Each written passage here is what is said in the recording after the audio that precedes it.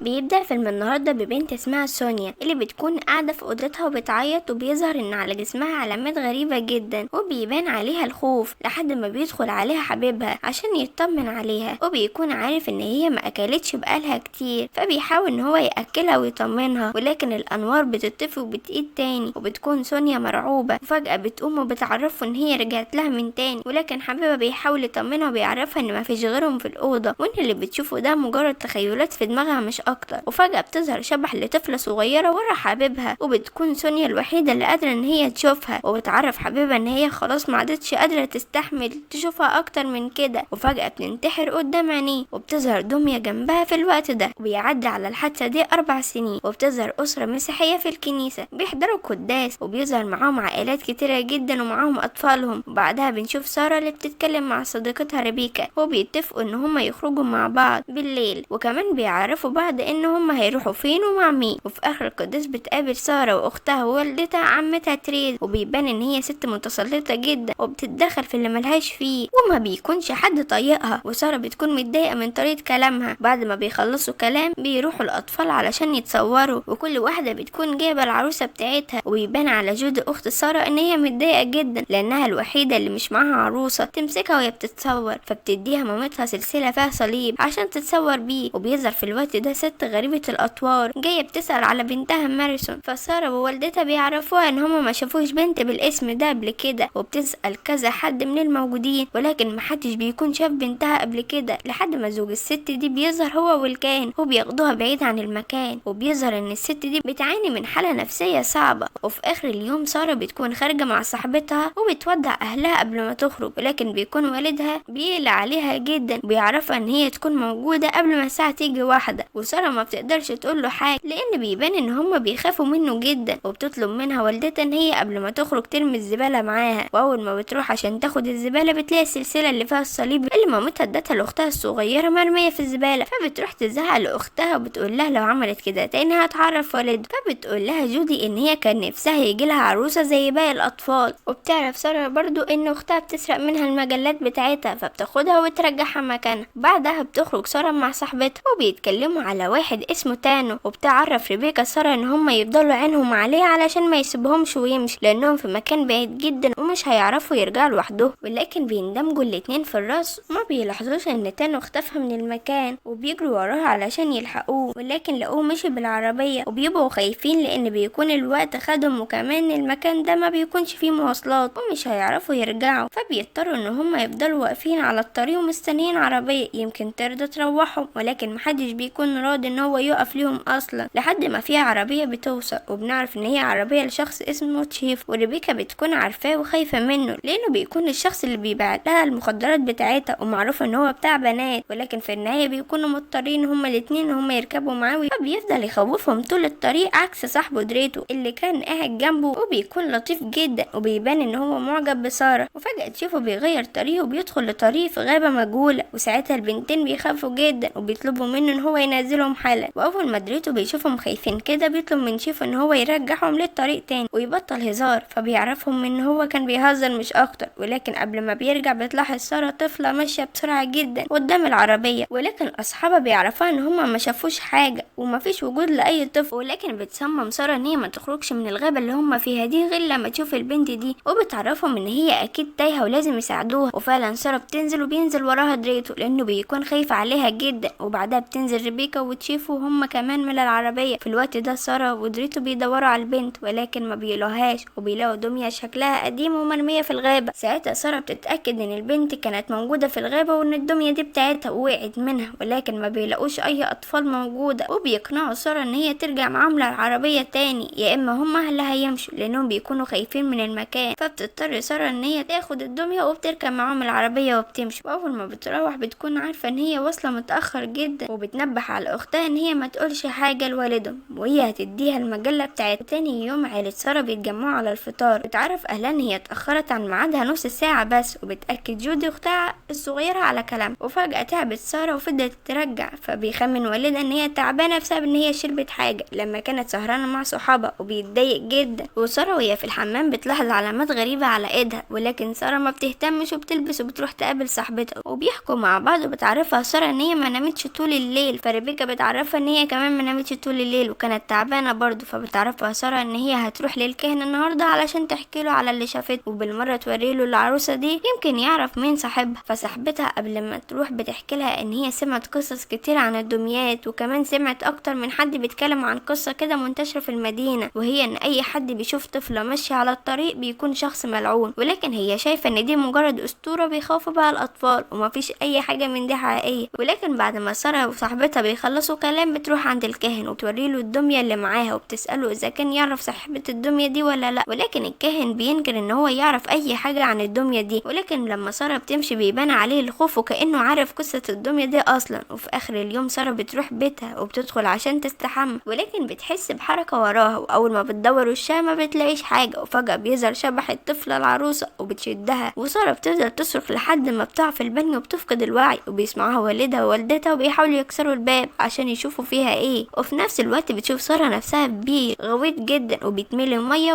وبتكون شبح الطفله دي موجوده هناك، وبتحاول تشد ساره اللي تحت الميه عشان تغرقها. وفي نفس الوقت بتكون ساره في البانيو وفاقده الوعي، ولكن عينها بتكون مفتوحه، وبيحاول اهلها يفوقوها، وبالفعل بتفوق وبتخاف تحكي لاهلها عن اللي حصل لانها متاكده ان محدش هيصدقها. وبعد ما بتهدى شويه بتعرفهم ان ممكن السكر ودي شويه فده اللي سبب لها الاغماء، ولكن والدها ما بيكونش مصدقها ومقتنع ان هي اكيد اللي بيحصل لها ده بسبب ان هي بتشرب حاجات مع صحابها. بيعاقبها ان مفيش اي خروج مع صحابها تاني لمده شهر باستثناء المدرسه بتاعتها. وتاني يوم بتوصل ساره اختها للمدرسه، وبعد كده بتروح عند صاحبتها ريبيكا وبتبدا تحكي لها على اللي حصل والعلامات اللي ظهرت في جسمها. بيظهر ان ريبيكا عندها نفس العلامات دي وبيبقوا خايفين جدا. فساره بتعرف ريبيكا ان ممكن بيحصل لهم كده بسبب المخدرات، ولكن ريبيكا بتعرفهم ان هم ما خدوش كميه كبيره ان هي توصل ان يجيلهم الحساسيه بالطريقه دي. ولكن في النهايه بيقرروا ان هم يروحوا لشيفو لانه بيكون هو اللي جاب لهم المخدرات دي. ولكن اول ما بيوصلوا بيسالوه اذا كانت المخدرات دي مغشوشه او ايه سبب الحساسيه اللي ظهرت ليهم دي، ولكن شيفو بينكر الكلام ده كله وبيخرجوا من عنده. وساره بتقف مع دريتو وبيبان اعجابهم ببعض وبيطلب منها ان هم يتقابلوا بالليل ويسهروا مع بعض، ولكن ساره بتعرفه ان هي متعاقبه وما تقدرش تخرج من البيت لمده شهر. وبيخرجوا من المكان، واول ما بيخرجوا بيظهر شيفو وهو ظاهر عنده نفس العلامات بتاعه البنتين، وبيبقى برضو مش عارف ايه سبب ظهور العلامات دي، وهو متاكد ان هي ملهاش علاقه بالمخدرات، وبيستنتج ان السبب الدميه، وان الوحيد اللي ما ظهرش عليه العلامات دي هو دوريتو، لانه الوحيد اللي رفض ان هو يلمس الدميه عكسهم هما الثلاثه. وبترجع ريبيكا على بيتها وبنعرف ان والدها دايما بيكون سكران وانه عصبي جدا لدرجه ان هو اتعصب عليها ورمى الاكل في وشها لمجرد ان هي نسيت تسخنه. بالرغم من ده كله فريبيكا بتحبه جدا وبتتمنى ان هو يتغير في يوم من الايام. وبعد ما بينام بتقرر ان هي تخرج مع ساره، وساره في الوقت ده بتكون بتتعشى مع اهلها، ووالدها بيعرف ساره ان هو ووالدتها هيفضلوا بره طول الليل بسبب ان جالهم شيفت مسائي في شغلهم، وبيأمرها ان هي تاخد بالها من نفسها ومن اختها. وفي نفس الوقت بتكون ريبيكا وصلت الحانه وبتدخل الحمام، وفجاه بتسمع اصوات غريبه جنبها وبتفتكر ان في بنت جنبها عايزه منها حاجه ولا حاجه، ولكن البيبان كلها بتتفتح وبيظهر ان ما كانش في حد اصلا، وبتبدا الانوار ان هي تطفي وتقيد. وفجاه بتظهر شبح الطفله قدام ريبيكا وبتخاف جدا وبتفضل تصوت وبتطلع من الحانه بسرعه، وبتروح على التليفون اللي موجود في الشارع وبتتصل على ساره وبتعرفها ان هي شافت الطفله اللي لابسه فستان ابيض، وبتبقى مرعوبه جدا وبتصوت في الموبايل. وفجاه صوتها بيقطع وبتسمع صوت طفله وهي بتقول ان الدميه بتاعتها ضاعت، وفجاه بتظهر الشبح وراها وبتلاقي ريبيكا نفسها وسط بير غويط نفس اللي كانت فيه ساره، والشبح بتحاول ان هي تغرقها. وهنا ساره بتعرف ان هي في خطر وبتنبه على اختها ان هي ما تجيبش السيره لحد، ان هي طلعت من البيت وبتنط من الشباك وبتروح تنقذ صاحبتها، وبتلاقيها فاقده الوعي وعينها مفتوحه زي ما حصل معاها بالظبط، وبتحاول ان هي تفوقها لحد ما بترجع تاني ريبيكا وبتعتذر لها انها ما كانتش مصدقاها، وبتاكدوا ان الدميه هي السبب وان هي شافت الشبح زيها بالظبط. وبيقرروا ان هم يروحوا عند شيفو ودريتو علشان يحذروهم من اللي بيحصل لانهم كانوا معاهم في نفس الوقت ده اللي لقوا فيه الدميه. وبيكون شيفو في المحل وبيلاحظ ان الالعاب اللي موجوده في المحل بتشتغل لوحدها، وبيروح وبيحاول يقفل الالعاب دي ولكن بترجع تشتغل تاني. وفجاه الانوار بدات تقيد وبتطفي،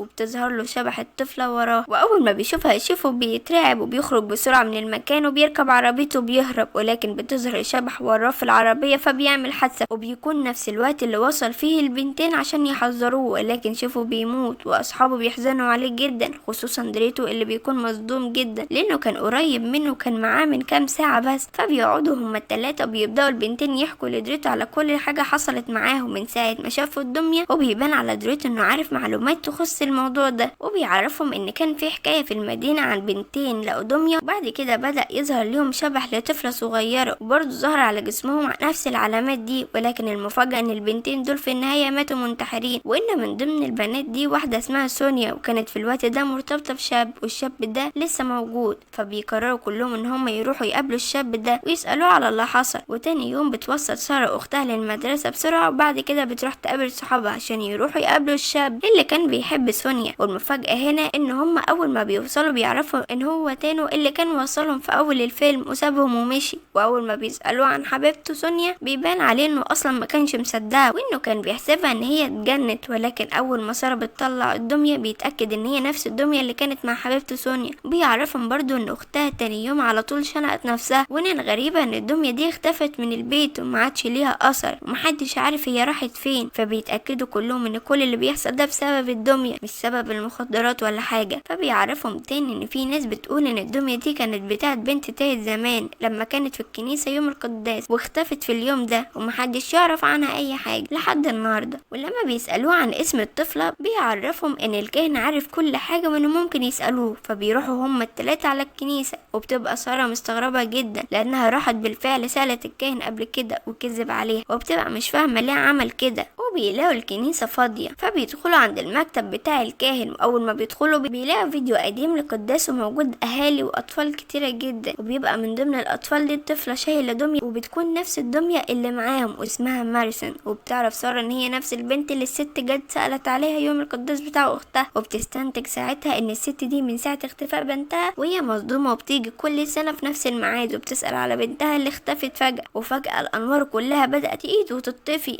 فبيستنتجوا ان شبح البنت هيظهر لهم دلوقتي. وفجأة ريبيكا بتتشد بقوة جدا جوه اوضة وبتتحبس، ونفس الموضوع بيحصل مع سارة، وبتلاقي الكاهن معاهم في نفس الأوضة ولكن بيكون مقتول، ودريتو بيكون مسك الدمية ومش عارف يتصرف ازاي ولا يروح فين. وفجأة بتظهر له شبح البنت، بعد كده بيلاقي نفسه في ممر ضيق جدا وبتكون وراه الشبح، وهو بيبقى خايف منها وبيبعد، ولكن اول ما بيخرج من الممر بيقع في بير، وبيبقى نفس البير اللي وقعت فيه سارة وريبيكا، وبتظهر برضو الشبح وبتبدأ تسحبه لتحت وبتحاول تغرقه. لكن في الوقت ده بتكون سارة وريبيكا قدروا ان هما يكسروا الباب وبيدخلوا وبيلاقوه فاقد الوعي، وبنلاحظ علامات ظهرت على جسمه نفس العلامات اللي عندهم، وبيفضلوا يفوقوا فيه لحد ما بيرجع يفوق من تاني. وبتكون سارة عايزة تروح تزور والدة ميرسون علشان تفهم قصة بنتها وتعرف منها اي حاجة، ولكن بيكون دريتو خايف جدا لان بيكون منتشر حكاية وهي ان والد الطفلة دي هو اللي قتلها اصلا، وبيبقى خايف يروح هناك بسببه. ولكن بتكون سارة مصرة ان هي تروح على هناك، وهما واقفين كده بيشوفهم والد ريبيكا اللي بيكون مصدوم لان شاب بنته ما بتروحش مدرستها وبيجبرها ان هي تروح معاه، واول ما بيروحوا بيبدأ يزعق فيها وبيبدأ يتخانق معاها، وده لانها مش مقدرة تعبه عشان بيوفر لها فلوس المدرسة بالعافية. وريبيكا بتدخل الحمام وهي منهارة، ومن هنا بتظهر شبح البنت من تاني وبتاخدها على نفس البير وبتحاول تغرق فيها. وفي الوقت ده والدها بيقدر ان هو يكسر الباب وبيترعب عليها جدا وبيحاول ان هو يفوقها، واول ما بتفوق بتطعنه بالسكينة، وده لانها ما بتكونش في وعيها ومفكرة الشبح ومش قصدها تأذيه. وفي نفس الوقت بتوصل سارة ودريتو على مكان بيت الست، وبيستغلوا جوزها ان هو مشغول وبيبدأوا يدخلوا عشان يتكلموا معاه بحجة ان عربيتهم عطلت وعايزين يستخدموا التليفون. وبتلاحظ الست علامات على ايد سارة، فبتعرفها ان العلامات دي نفس العلامات اللي كانت موجودة على ايد بنتها، فافتكرت بنتها وبدأت تحكي لها وتعرفها ان بنتها كان على جسمها نفس العلامات دي، لدرجة ان كل زمايلها كانوا بيتنمروا عليها وكانوا ما بيحبوش ان هم يلمسوها حتى. وكانت ميرسون حزينة جدا، وفي يوم من الايام وتحديدا يوم القداس كانت ميرسون موجودة وفجأة اختفت من المكان، وفي ناس شافوها في مكان معروف جدا جنب الكنيسة اسمه الانقاض، ومن ساعتها واختفت ومحدش يعرف عنها اي حاجة. وكمان بتنكر ان جوزها ليها علاقة باللي حصل في بنتها، وبتعرفها ان هو كان بيحبها جدا وبيلعب معاه، ولكن دي مجرد اشاعات من اهل المدينة. وفي الوقت ده بيوصل زوجها البيت وبيهربوا هما الاتنين بسرعة قبل ما يأذيهم، وبتكون ريبيكا مستنياهم هناك وبتحكي لهم على اللي حصل وان هي كانت هتقتل والدها، وبيهونوا عليها. وبعد كده بيفكروا هما التلاتة يعملوا ايه، فبيقرروا ان هما يروحوا الانقاض بنفسهم ويدوروا على البنت هناك. وبالفعل بيروحوا، واول ما بيروحوا بيعرفوا المكان على طول، لان بيكون نفس المكان اللي بيتخيلوا نفسهم فيه، وهو ان هو عبارة عن باب من الحديد بيوصلهم على ممر ضيق جدا وبيخرجوا منه على بير غويط. واول ما بيدخلوا بتبدأ انوار الكشافات اللي معاهم تطفي، ودريتو بتشد شدة قوية ناحية الممر. اما سارة بقى فبتتشد ناحية البير، وبتحاول ريبيكا ان هي تنقذها وتشدها، ولكن بتفشل وبتقع سارة في البير، وبتبقى مرعوبة جدا لان بيظهر لها شبح البنت وهي بتخرج من عمق البير وبتقرب منها بالراحة. ولكن المفاجأة هنا